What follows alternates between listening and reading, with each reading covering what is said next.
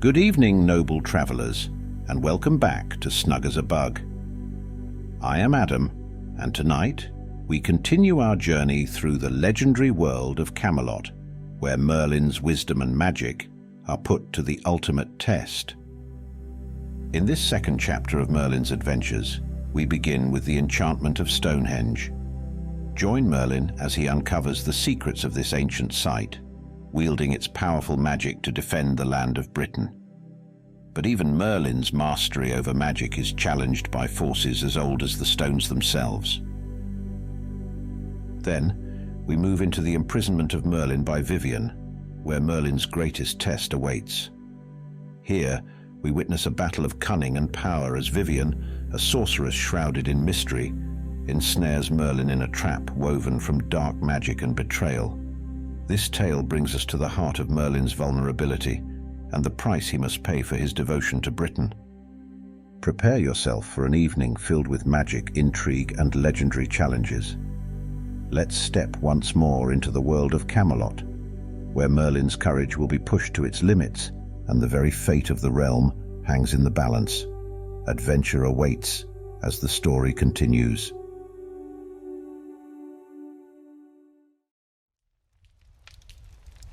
The Enchantment of Stonehenge. Chapter 1. Whispers of Ancient Power. The cold wind howled across the desolate plains, carrying with it the voices of long-forgotten spirits. The stones of Stonehenge stood like ancient sentinels, their shadows long and foreboding beneath the silver light of a full moon. Merlin had felt the pull for days, a strange and insistent call that resonated deep within his bones. There was a disturbance in the ley lines, the invisible veins of magic that ran beneath the earth, connecting sacred sites across Britain. And at the heart of that disturbance was Stonehenge. Merlin knew the site well.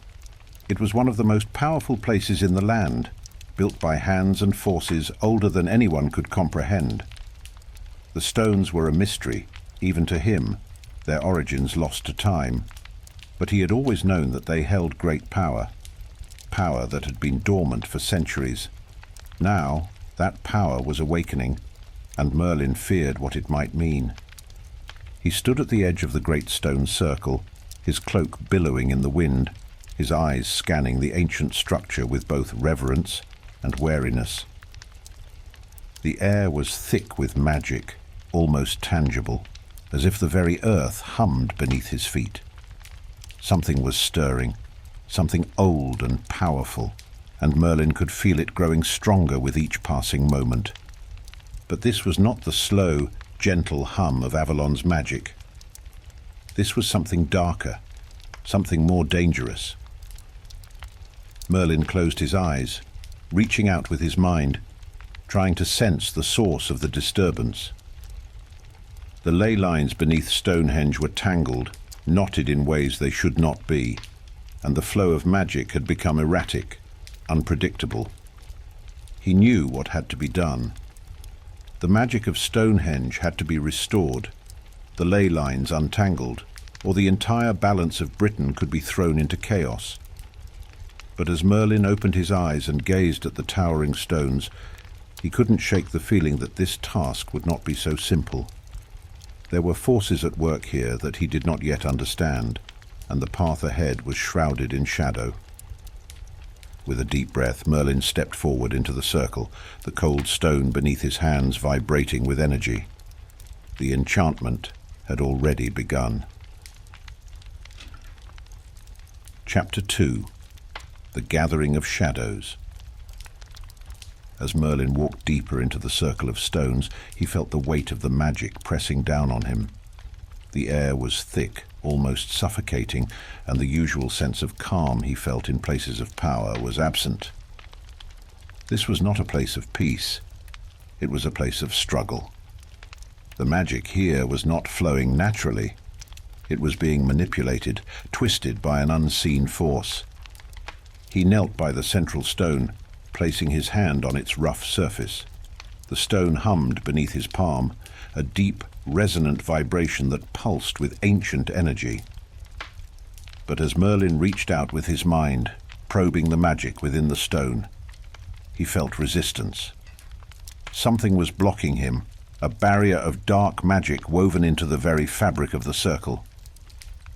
A frown creased Merlin's brow. Dark magic was not uncommon in Britain, but to find it here, at Stonehenge, was deeply troubling. This was a sacred site, a place of power meant to protect the land. Whoever had corrupted it had great skill and great ambition. Merlin closed his eyes and focused, channeling his own magic into the stone. He felt the barrier tremble under the force of his power, but it held firm. Whoever had cast this enchantment had done so with precision and strength, and it would not be easily undone. He rose to his feet, frustration gnawing at him. He had not expected this. Stonehenge was supposed to be a place of refuge, a place where the magic of the earth flowed freely. But now it felt more like a trap, a snare waiting to ensnare anyone who dared to challenge the dark forces at work. Merlin turned slowly, scanning the stones, searching for any sign of who or what might be behind the enchantment. The shadows between the stones seemed to shift and dance in the moonlight, but there was no one there. Still, Merlin couldn't shake the feeling that he was being watched.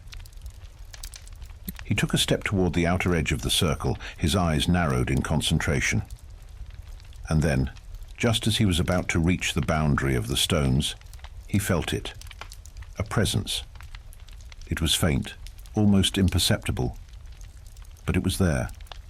Someone, or something, was watching him. Merlin's hand tightened around his staff as he turned to face the shadows, his heart pounding in his chest. "Who's there?" he called, his voice steady despite the tension in the air. For a long moment, there was nothing but the sound of the wind howling across the plains. And then, from the shadows between the stones, a figure emerged. She was tall and cloaked in darkness, her face hidden beneath a hood. But Merlin didn't need to see her face to know who she was. He could feel the power radiating from her, the dark magic that had corrupted the ley lines. This was the one who had cast the enchantment over Stonehenge. "Vivien," Merlin whispered, his heart sinking. The Lady of the Shadows stepped forward, her hood falling back to reveal her face. She was as beautiful as she was dangerous, her eyes cold and calculating as they locked onto Merlin's. "You should not have come here, Merlin," she said, her voice smooth as silk. "This place does not belong to you anymore." Merlin's jaw clenched. "You've corrupted the ley lines, Vivien. You've twisted the magic of Stonehenge for your own ends." Vivien smiled, a slow, mocking smile that sent a chill down Merlin's spine. "The magic of this land belongs to those strong enough to claim it, Merlin. You know that as well as I do." Merlin raised his staff, the stone at its tip glowing faintly in the moonlight. "I won't let you do this." Vivien's smile widened. "You think you can stop me, old man? The magic of Stonehenge is mine now. You are too late." With a flick of her wrist, dark tendrils of magic lashed out from the stones, coiling around Merlin's arms and legs, dragging him to his knees. The force of the magic was overwhelming, suffocating, but Merlin gritted his teeth and pushed back with his own power, summoning the energy of the earth to counter Vivien's attack. But even as he fought, he knew that this battle would not be easily won. Vivien was no ordinary sorceress. She was a master of dark magic, a force to be reckoned with. And the magic of Stonehenge had already been corrupted beyond recognition. As the tendrils of darkness tightened around him, Merlin realized with a sinking heart that he was not just fighting for control of Stonehenge. He was fighting for the very soul of Britain itself. Chapter 3. The Battle for Stonehenge. The air around Stonehenge crackled with energy as Merlin and Vivien clashed, their magic colliding in a dazzling display of light and shadow. The earth trembled beneath their feet, the stones vibrating with the force of the battle. Merlin's staff pulsed with energy as he channeled the power of the ley lines, trying to wrest control of the site from Vivien's grasp. But Vivien was relentless. Her dark magic swirled around her like a storm, tendrils of shadow lashing out at Merlin, striking with precision and force.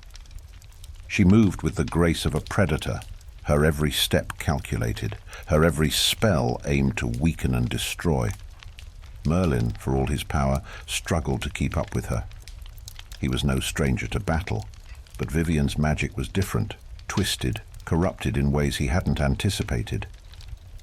She had bound the magic of Stonehenge to herself, using the site's ancient power to fuel her own spells, and it was taking all of Merlin's strength just to hold his ground. As the battle raged on, Merlin felt a pang of doubt. Vivien was right about one thing. He was getting old. His body ached with the effort of channeling so much power, and his mind was clouded with exhaustion. He had fought many battles in his time, but none had tested him like this. Vivien, sensing his weakness, pressed her advantage. With a wave of her hand, she summoned a wall of shadow that slammed into Merlin, knocking him off his feet and sending his staff skittering across the ground. The force of the blow left him dazed, and for a moment he lay on the ground, gasping for breath. Vivien approached him slowly, her dark cloak billowing around her like smoke. "You should have stayed away, Merlin," she said softly, her voice almost tender. "This place belongs to me now." Merlin struggled to rise, his body protesting with every movement. "Stonehenge belongs to the land," he rasped. "Not to you." Vivien's smile was cold. "The land is weak. Its magic is dying. And I am the only one strong enough to claim what remains." Merlin's heart clenched at her words. He had felt it too. The slow decay of magic in the world, the weakening of the ancient forces that had once shaped Britain. But that was no excuse for Vivien's corruption. She was not saving the magic of the land. She was twisting it for her own gain. With a surge of determination, Merlin pushed himself to his feet. His body screamed in protest, but he ignored it, focusing on the magic within him, the magic that had been his birthright. He could feel the ley lines beneath Stonehenge, tangled and knotted, but still pulsing with power. Taking a deep breath, Merlin reached out with his mind, feeling for the heart of the magic. It was buried deep, hidden beneath layers of Vivien's corruption, but it was there, a pure, untouched core of energy that had existed since the beginning of time. Summoning every ounce of his strength, Merlin drew upon that core, pulling the magic into himself, letting it fill him with its ancient power. The air around him shimmered with light, and for a moment, Vivien's dark magic faltered. With a roar of defiance, Merlin raised his hands, releasing a wave of energy that tore through Vivien's defenses, unraveling the dark tendrils that bound Stonehenge. The stones glowed with a brilliant light, the ancient symbols carved into their surfaces pulsing with renewed energy. Vivien staggered back, her face twisted with rage and disbelief. "No!" she screamed, her voice filled with fury. "You cannot take this from me!" Merlin stepped forward, his eyes blazing with power. "This place was never yours to begin with." With a final surge of magic, he unleashed the full force of the ley lines, sending a shockwave through the stones that shattered Vivien's hold over them. The dark magic dissolved, swept away by the pure energy of the earth, and the air around Stonehenge grew calm once more. Vivien, defeated and weakened, stumbled back into the shadows, her form dissolving into darkness. But as she vanished, her voice echoed through the night, a chilling promise of revenge. "This is not over, Merlin. You may have won this battle, but the war is far from finished." Chapter 4. The Restoration of Balance. As the last echoes of Vivien's voice faded into the night, Merlin stood alone in the circle of stones, his heart pounding in his chest. The battle had been fierce, more intense than any he had fought in years, and his body ached with exhaustion. But the magic of Stonehenge was restored, the ley lines flowing freely once more. He closed his eyes, reaching out with his mind to the ley lines, feeling the energy pulsing beneath the earth. The knots that had tangled the magic were gone, and the power of the land was strong and pure once more. The balance had been restored. But as he stood there, surrounded by the silent stones, Merlin couldn't shake the feeling of unease. Vivien's words echoed in his mind, a reminder that the struggle was far from over. She was still out there, lurking in the shadows, waiting for her chance to strike again. And Merlin knew that this was only the beginning. The forces of darkness were growing stronger, and the magic of the land was fading. Britain was changing, and the old ways were dying. But as long as he lived, Merlin would fight to protect the magic of the land, to keep the balance between light and dark. With a final, weary glance at the stones, Merlin turned and walked away from Stonehenge, his heart heavy with the knowledge of what was to come. The enchantment had been lifted, but the future was uncertain, and Merlin knew that he would need all his strength for the battles that lay ahead. As he disappeared into the night, the stones of Stonehenge stood silent and watchful, guardians of a land steeped in magic and mystery, waiting for the next chapter of Britain's story to unfold.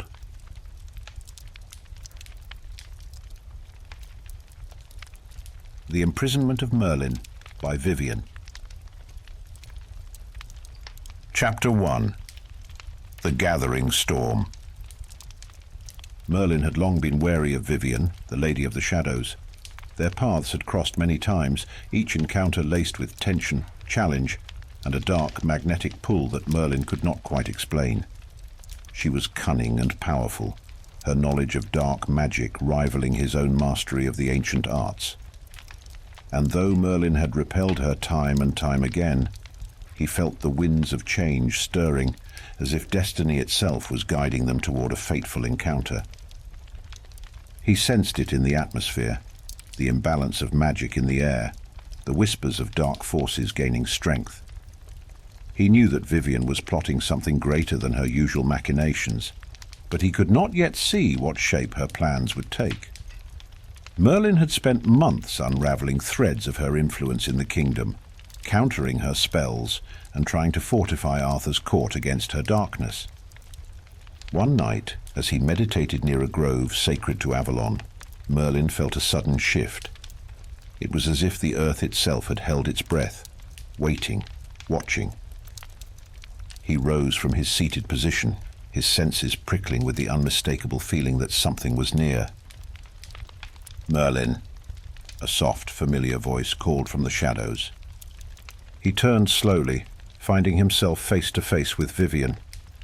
She stood on the edge of the grove, her form ethereal in the moonlight. Her cloak billowed around her like mist, and her face was hidden beneath a hood. But her eyes gleamed with a cold, calculating light as they locked onto his. "Vivien," he replied, keeping his voice steady, though his heart beat faster at the sight of her. "To what do I owe this unexpected pleasure?" Vivien smiled, a slow, dangerous smile. "I have come to offer a truce, Merlin." Merlin's eyebrows rose, suspicion clear on his face. "A truce? You expect me to believe that?" Her smile widened. "We have been at odds for too long, Merlin. The land suffers when its guardians are divided. Think of what we could accomplish together. Our powers are matched, our minds are equal. Why continue this futile rivalry?" Merlin's instinct screamed at him to be wary. He knew Vivien's ways too well, her silken words, her manipulation, her skill at weaving lies that seemed like truths. But as he looked at her, he felt the strange, unexplainable pull between them, a force that seemed as inevitable as the rising tide. "What are you proposing?" he asked, his voice cautious. Vivien stepped forward, her gaze intense. "I propose that we join forces, that we share our knowledge, our power. We could change the fate of this land, Merlin. Together we could achieve greatness beyond anything either of us could accomplish alone." Merlin hesitated, torn between the allure of her offer and his deep-seated mistrust of her intentions. He had fought Vivien's darkness for so long, had dedicated his life to keeping Britain safe from her influence. And yet the thought of wielding such power, of joining forces with someone who understood the depths of magic as he did, was intoxicating. But before he could answer, Vivien took his hand, her touch cool against his skin. "Come with me, Merlin," she whispered. "Just for one night. Let me show you what we could create together." And though every part of him told him to pull away, to reject her offer, Merlin found himself nodding, unable to resist the strange, compelling force that seemed to draw them together. Chapter 2. The Enchanted Grove. Vivien led Merlin deep into the forest, to a secluded grove that seemed untouched by time. The trees were ancient, their branches intertwined like the fingers of lovers, and the air was thick with the scent of blooming flowers and damp earth. A soft mist hung over the ground, casting the grove in an ethereal glow. Merlin felt a strange sense of peace as he stepped into the clearing, as if he were crossing into another realm. The magic here was potent, raw and unrestrained, unlike anything he had felt before. He could sense the power in the earth beneath his feet, the pulsing energy that seemed to radiate from the trees themselves. Vivien moved gracefully through the grove, her presence blending seamlessly with the magic of the place. She seemed at home here, as if she were part of the very earth itself. She turned to face him, her expression softened, and for a moment Merlin saw something in her eyes that he had never seen before, a vulnerability, a glimpse of the woman behind the darkness. "Do you feel it, Merlin?" she asked, her voice a whisper that seemed to blend with the rustling leaves. "This place, it is beyond light and dark, beyond good and evil. It is pure magic, untouched by the hands of men." Merlin nodded, unable to deny the truth of her words. The magic here was unlike anything he had ever encountered, a power that felt ancient and boundless. He could feel it coursing through him, filling him with a sense of wonder and awe. For a long moment, they stood in silence, the tension between them softened by the magic of the grove. Merlin could feel his defenses slipping, his mistrust of Vivien waning as he allowed himself to see her not as an enemy, but as a fellow wielder of magic, someone who understood the mysteries of the world in a way that few others did. Vivien stepped closer, her gaze intense. "We could be so much more than rivals, Merlin. We could be partners, allies." Merlin searched her eyes, his heart pounding in his chest. Part of him wanted to believe her, wanted to trust that her offer was genuine. But the other part, the part that knew Vivien's nature, that remembered the darkness she wielded, remained wary. "Why now?" he asked, his voice low. "Why seek an alliance with me after all this time?" Vivien's gaze softened, and for a brief moment she looked almost sad. "Because I am tired, Merlin. Tired of the endless conflict, the constant struggle. I am weary of walking this path alone." Merlin felt a pang of sympathy, his heart aching at the vulnerability in her voice. He knew what it was like to walk alone, to bear the weight of magic and responsibility without anyone to share it with. And as he looked at Vivien, he realized that perhaps, in her own twisted way, she felt the same. But before he could respond, she took his hand once more, her touch sending a jolt of electricity through him. "Let me show you something," she whispered. With a wave of her hand, the mist around them thickened, swirling like a storm. Merlin felt a strange sensation, as if the ground were shifting beneath his feet. And then suddenly, the grove around them vanished, replaced by a vision of stars and endless darkness. They were standing in the heart of the universe, surrounded by the boundless energy of creation itself. Merlin felt the power of the cosmos pulsing through him, filling him with a sense of awe and wonder that left him breathless. "This is what we could have, Merlin," Vivien whispered, her voice filled with a strange, haunting sadness. "This is the power we could wield together." Merlin turned to her, his heart pounding in his chest. For the first time he saw her not as a rival, but as a kindred spirit, a woman who, like him, had dedicated her life to the pursuit of magic, to understanding the mysteries of the universe. But even as he felt the allure of her offer, a sense of unease gnawed at him. This vision, this promise of power, was it real? Or was it merely an illusion crafted to ensnare him? Before he could question it, the vision shattered, and they were back in the grove, the magic around them fading as reality settled in once more. Vivien looked at him, her gaze intense. "Choose, Merlin. Walk this path with me, and we will have power beyond measure, or turn away and live out your days in the shadow of what could have been." Merlin hesitated, his heart torn between the promise of power and the nagging suspicion that this was all a trap.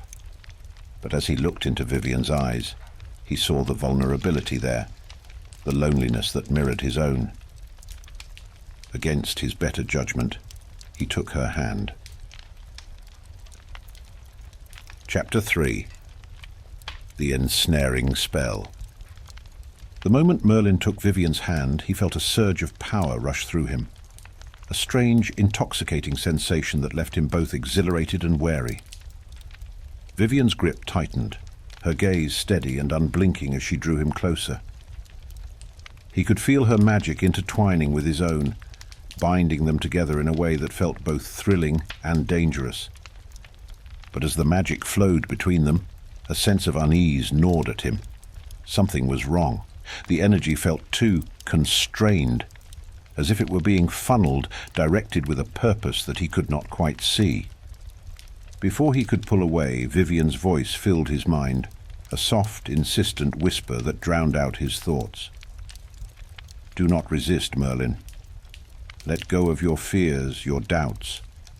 Embrace the power we could share." Merlin's vision blurred, his senses dulled by the hypnotic tone of her voice. He felt as though he were sinking, being pulled deeper into the dark depths of her magic. The grove around them seemed to fade, replaced by a swirling vortex of shadow and light that wrapped around him like a cocoon.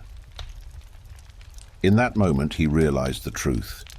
Vivien had ensnared him. The promise of power, the vision of the universe, it had all been a ruse, a trap designed to lure him into her grasp, and he had fallen for it. Panic surged through him, but his body would not respond. He could feel Vivien's magic binding him, wrapping around him like chains that tightened with every beat of his heart. He struggled to break free, to summon his own power, but it was no use. Vivien's enchantment held him fast, her magic stronger than he had ever anticipated. As he sank deeper into the darkness, Vivien's voice echoed in his mind, soft and mocking. "You are mine now, Merlin. You have walked this path alone for too long, and now you shall stay here, bound to me for all eternity." Merlin's heart pounded with fear and regret. He had been a fool to trust her, to let his guard down. And now he was trapped, a prisoner in a web of magic woven by the one person he could never fully trust.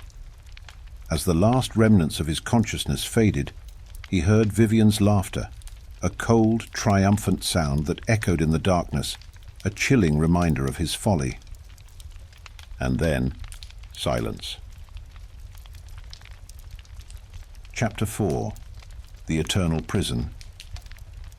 When Merlin awoke, he found himself in a place unlike any he had ever known.